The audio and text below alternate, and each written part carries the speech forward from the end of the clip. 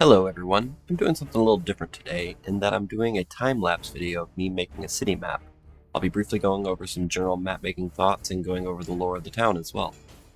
This map took me about an hour to make in Inkarnate, which is honestly a lot faster than it normally takes me. Maybe it was because I was focused on the time-lapse, but seeing it reduced to about 5 minutes is kind of trippy. Anyway, my first thoughts when I approach making a city is to define the barriers of the town, whether they're mountains, water, etc., and usually make my way inward, making small adjustments as I fill the streets. I like lining my waterways with cliffs and rocks to better define the area, and always make sure things like food, water, housing, defense are accounted for. Then you can add extra things like shops and whatnot, especially if you want to add like a bazaar in the middle. That's just more like a finer detail at the end. Most of my major cities have walls as well, since monsters just exist and a city doesn't last long if it can't defend itself. But luckily, due to most people within the Empire where this town is living underground, I can get away with having relatively few buildings on the overhead map compared to the population. But when I eventually get to a more normal town, we'll see that I make the buildings at least somewhat add up to the population. Anyway, we're going to be looking at Silver Quay, a port city within the Chevalet Empire. The Empire itself is divided into 3 states: Ironmont, Crawl, and Chevalet. The harsh Chevalet Desert offers little to the untrained eye in terms of resources or shelter, but the citizens of the Empire have turned this harsh environment into a rather pleasant life for themselves, at least for those that can stand the heat. The people of the Empire are known for being quick to adapt and overcome challenges that face them. They overcame the harshness of the desert and are now masters of it.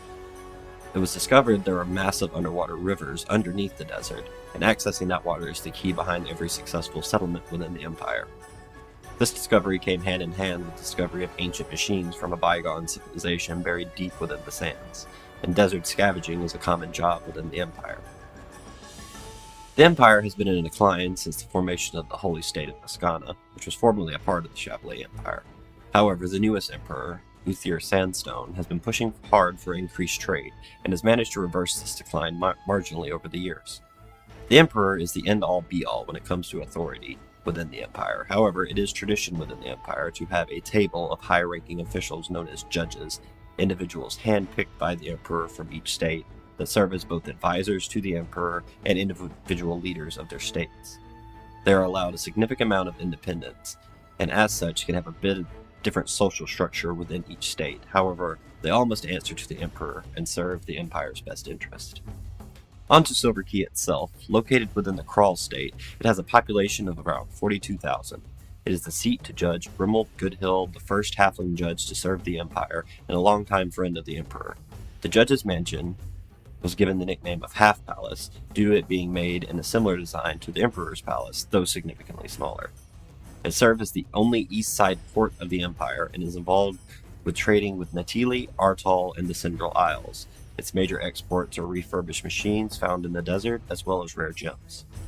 Most of the citizens of Silver Quay work as traders or fishers, but a fair amount work as desert scavengers as well, journeying out into the desert to find remnants of the ancient civilization. Being a port town, Silver Quay received a fair amount of tourism and has a bustling economy around the surface streets geared towards getting some of that sweet, sweet tourist gold.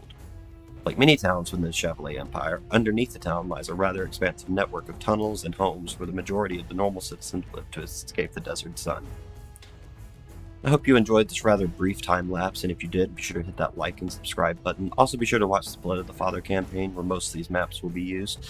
And just leave a comment if you would like me to speed these up, stretch them out more, talk more about the lore itself, or just talk about my ideas when it comes to how I approach map making in general, or if you want to see battle maps as well as city maps or whatever. I enjoy the comments.